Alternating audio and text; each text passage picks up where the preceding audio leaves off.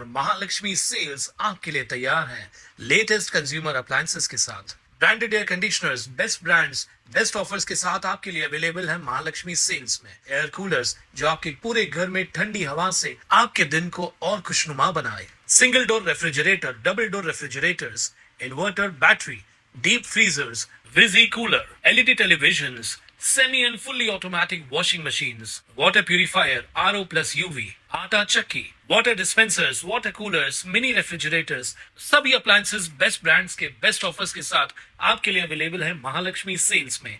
कल्याणजवळील पत्री पुलाजवळ वंदे भारत एक्सप्रेसवर दगडफेक झाल्याची घटना घडली असून या प्रकरणी सनी कांबळे या तरुणाला रेल्वे सुरक्षा दलाने अटक केली आहे। मिळालेल्या माहितीनुसार वंदे भारत एक्सप्रेस कल्याण परिसरातून जात असताना पत्री पुलाजवळ एका तरुणाने अचानक दगडफेक केली।